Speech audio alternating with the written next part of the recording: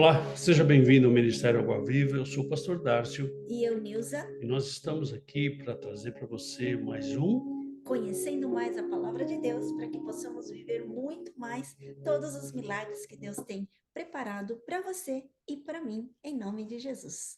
Então, venha, você é muito bem-vindo aqui para estar ouvindo a palavra de Deus, que possamos falar mais, que possamos entender mais, para que possamos desvendar os mistérios que Deus tem para cada um de nós.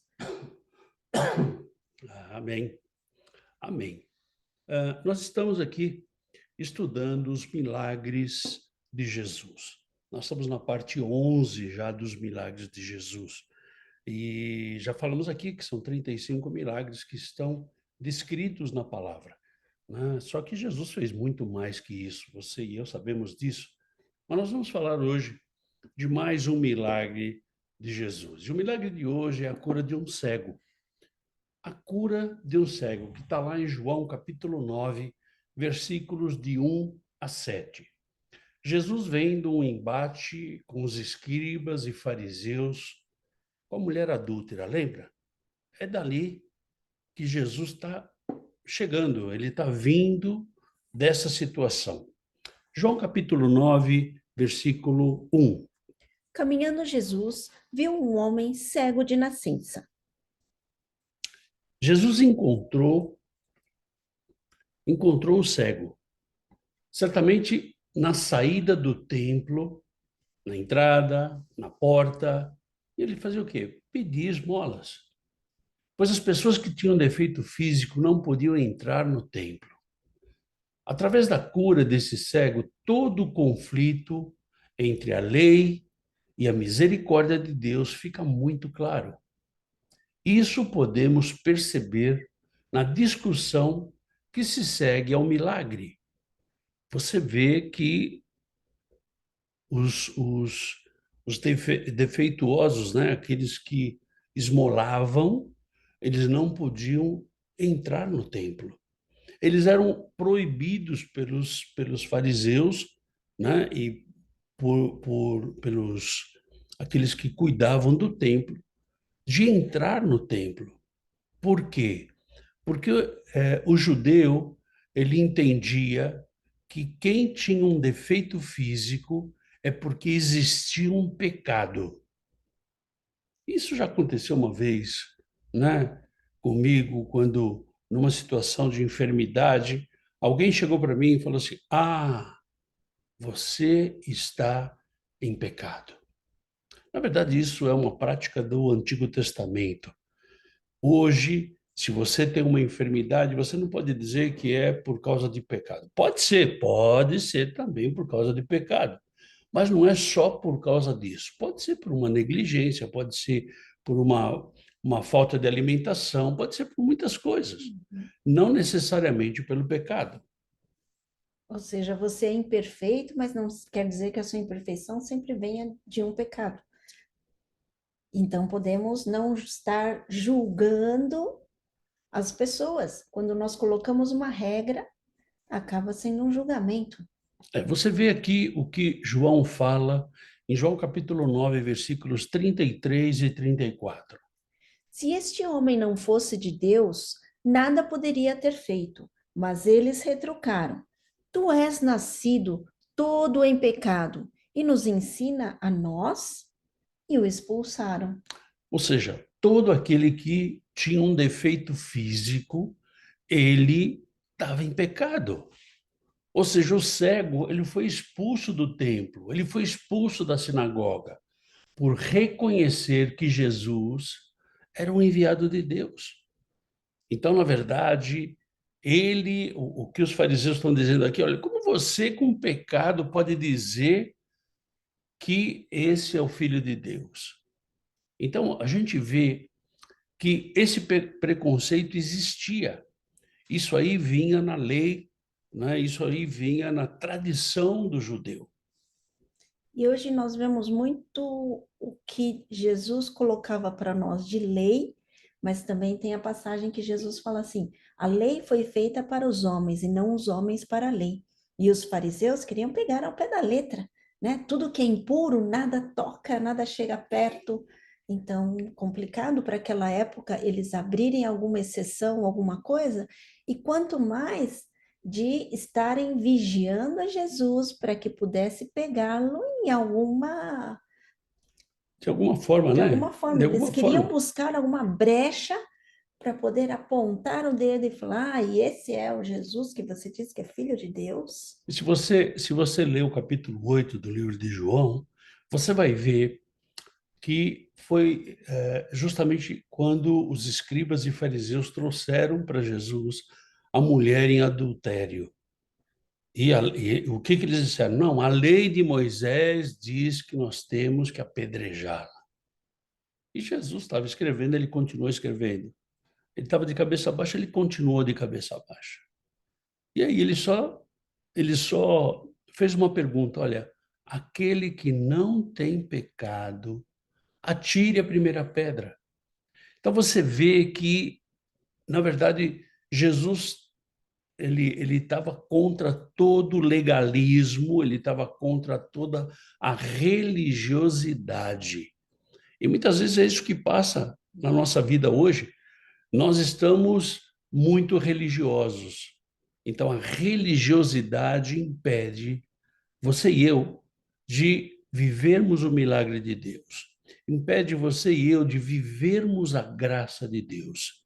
Impede você e eu de vivermos a eternidade que Deus tem para nós a partir de agora. E é essa religiosidade que Jesus ele se interpõe, é essa religiosidade que Jesus quer mostrar que ele veio para que isso não ocorresse na nossa vida. E aí a gente vê aqui em João capítulo 9 versículo 2. E os seus discípulos perguntaram: Mestre, quem pecou? Este ou os seus pais, para que nascesse cego?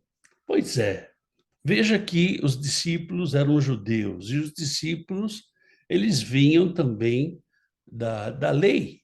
Eles tinham a lei impregnado neles. Essa pergunta parece um pouco absurda. No entanto, na época em que foi feita, não era, pois a concepção judaica declarava cada doença como consequência do pecado, do castigo de Deus sobre as pessoas.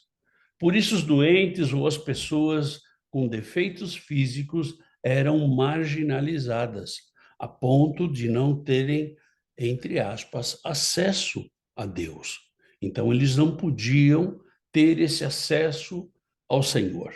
E aí nós lembramos de novo: a doença pode ser causada por um pecado, mas nem toda doença quer dizer que é pecado, né? Não, De novo, exatamente. pegando Ou seja, você nessa pode, verdade. você pode ser doente pelo pecado ou ser doente por uma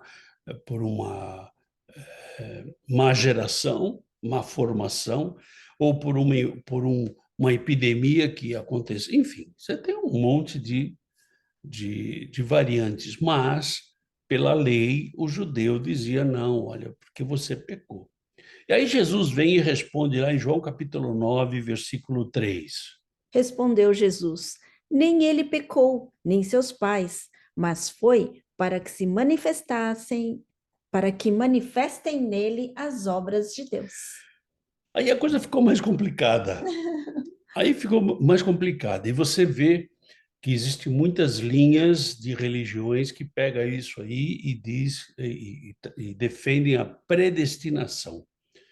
Não, esse aí foi predestinado a sofrer. Não, o destino desse. Não, pera. Não é assim que funciona. A única predestinação que Deus dá para a tua vida e para a minha vida é que nós somos predestinados a ser filhos. Somos predestinados a passar a eternidade com Ele. Todo o resto é consequência.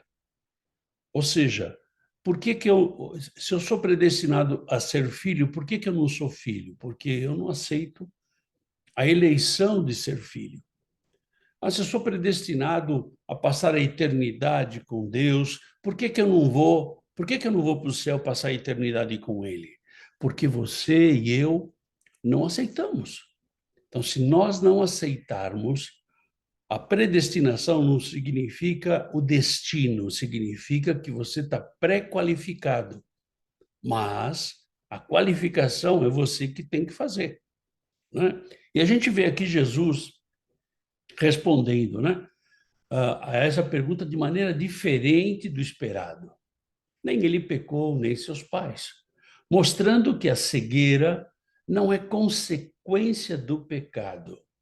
Se a doença fosse castigo de Deus, os cristãos não iriam sofrer, né?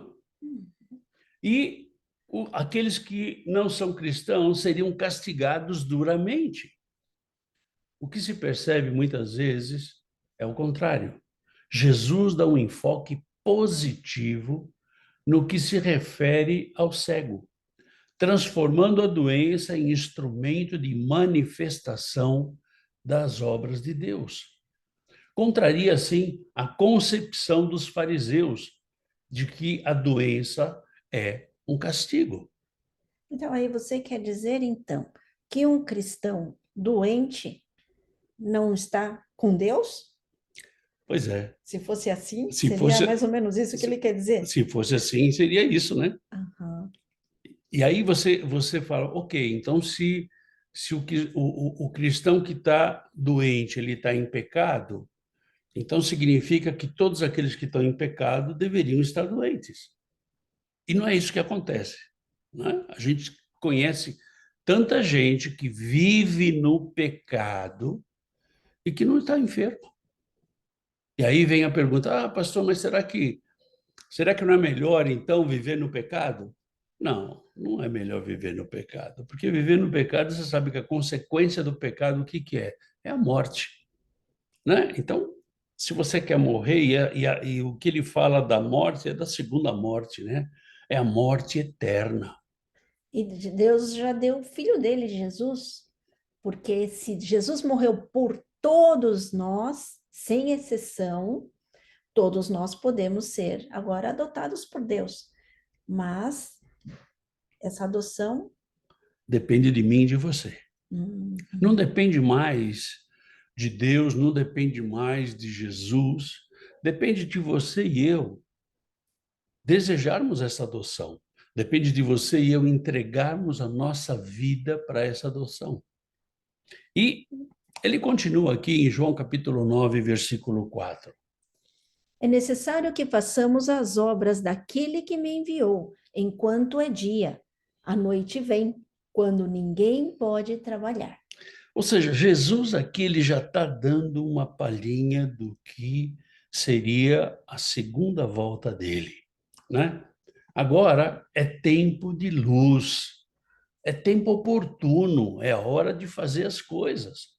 A contraposição da luz são as trevas. Trevas é linguagem simbólica que quer dizer que com Jesus o reino de Deus iniciou. Jesus revela a situação do mundo: pecado, corrupção, trevas, mal, e se torna a luz do mundo. Ele se torna a luz do mundo. Jesus manifesta toda a posição do mundo de Deus, que é a luz contra as trevas. Então, na verdade, Jesus ele fala: "Eu sou a luz", né? Jesus ele é o caminho, ele não é um caminho.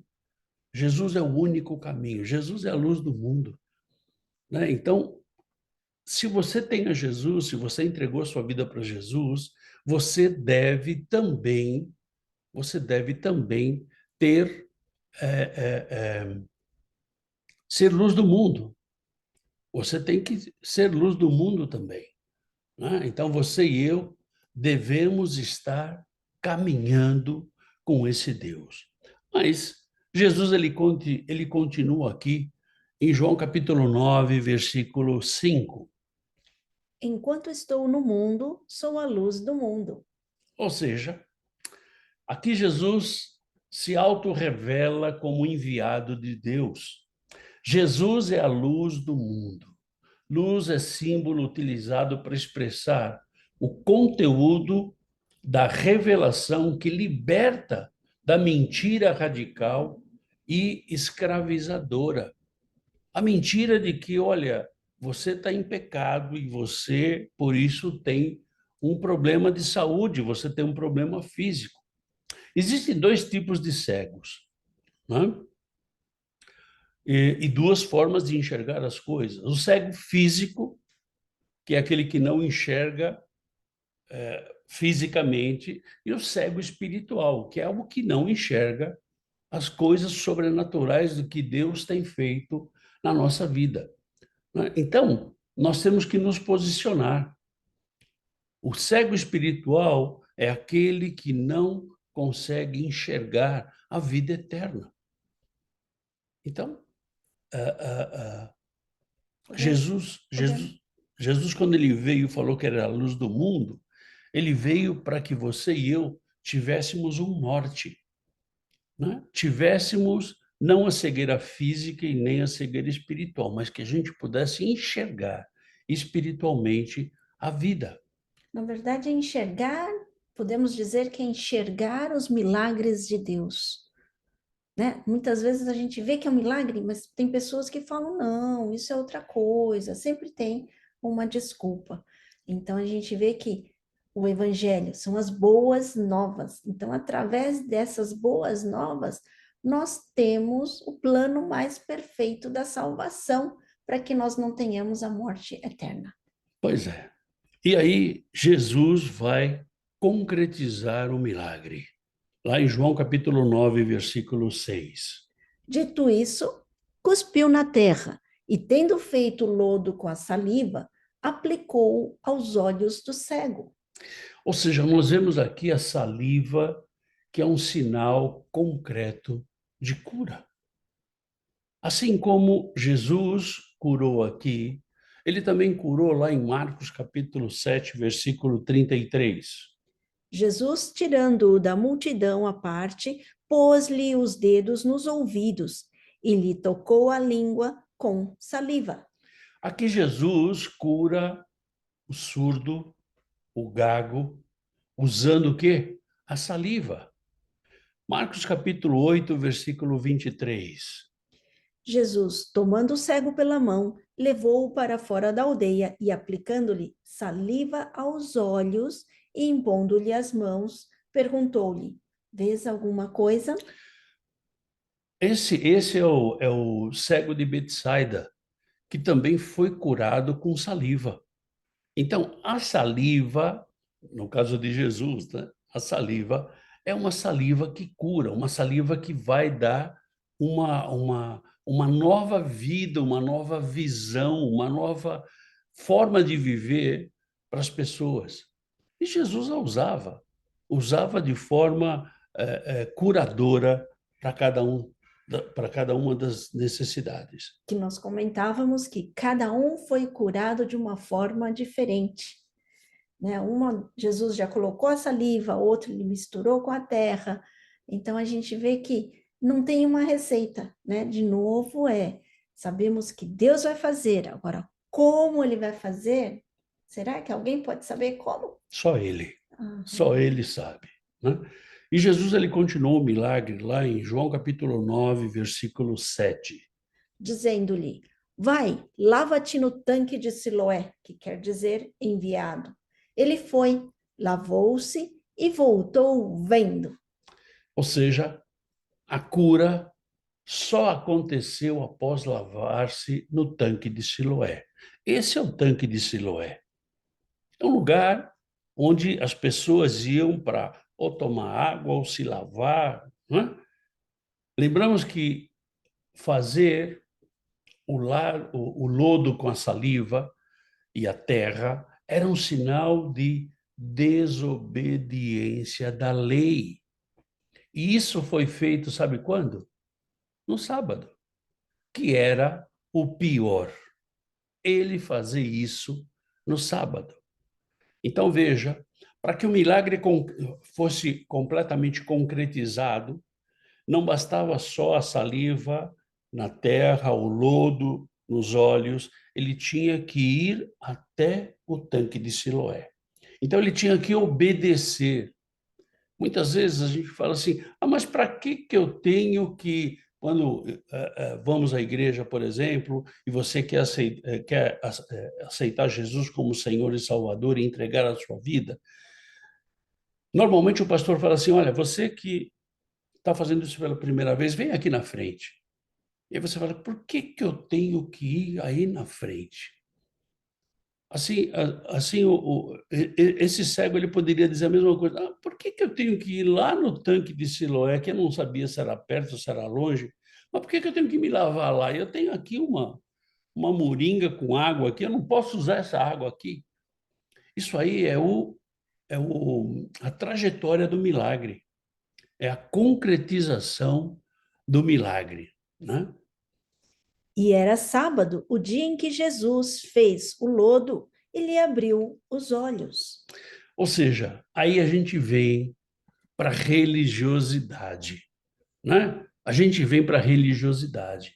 Essa cura se realizou num sábado, conforme escrito aqui. E isso era grave transgressão da lei.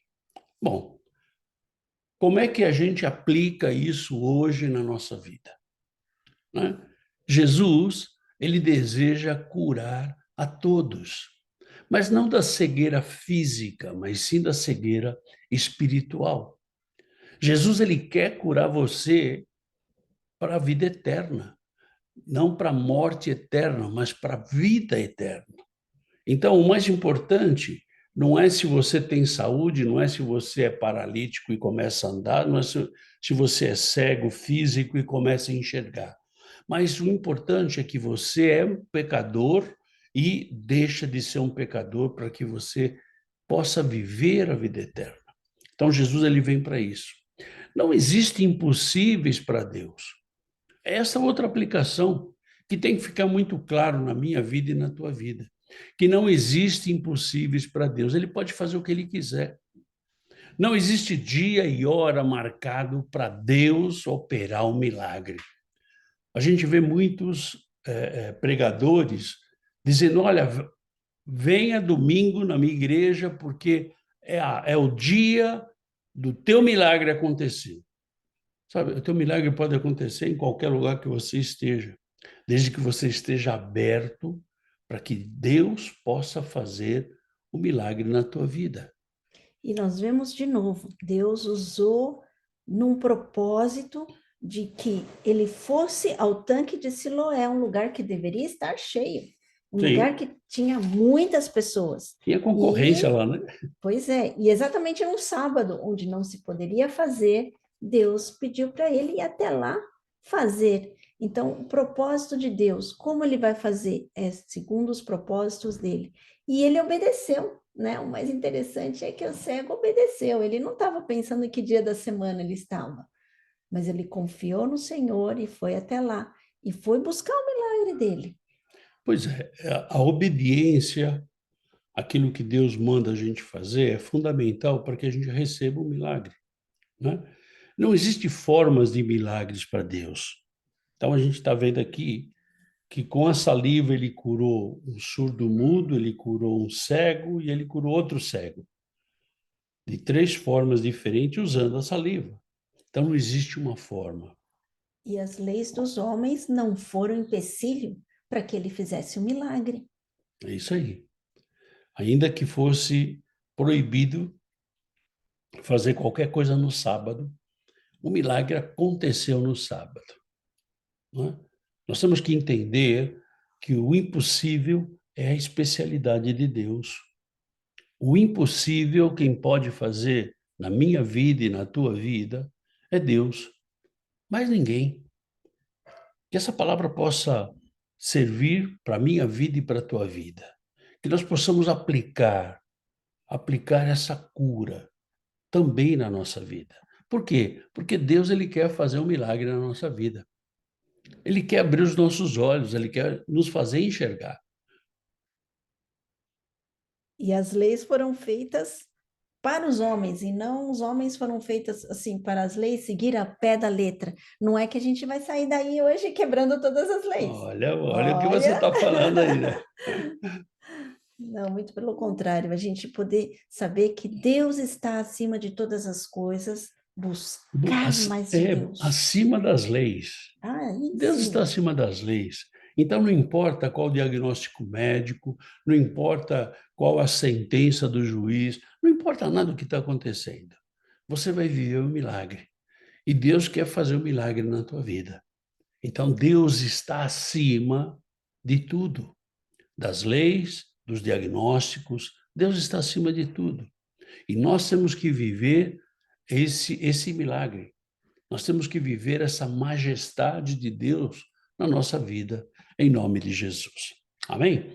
Eu te espero na próxima quinta-feira, onde nós vamos estar aqui estudando mais um milagre, né? Mais um milagre, a parte 12 dos milagres que o Senhor tem feito na minha vida, na tua vida. Ah, pastor, mas ele não tem feito na minha vida. Ah, então ele vai fazer, querido. Ele vai fazer. O que você precisa é estar de olho aberto, sabendo que Deus, ele pode todas as coisas. Amém? Obrigado por você estar com a gente aqui todo esse tempo. Obrigado por você estar participando desse ministério, do Ministério Água Viva. E você é o nosso convidado. Domingo é domingo de Santa Ceia. E nós vamos ter o culto da família e você é o nosso convidado. Prepare aí os seus elementos para que a gente juntos possamos participar dessa Santa Ceia. E não se esqueça que domingo, dia 9, nós temos o culto da ressurreição. É um culto que nós fazemos ao amanhecer. Você é o nosso convidado. Se a gente vai fazer ele em português ou espanhol, só Deus sabe o que vai acontecer. Mas você é o nosso convidado. Nós vamos fazer esse culto ao amanhecer, aqui onde nós estamos. Tá bom? Você é o nosso convidado. Que Deus te abençoe. Tenha um final de semana poderoso, cheio da força, da unção e do poder do Senhor, em nome de Jesus. Fica na paz. Tchau, tchau.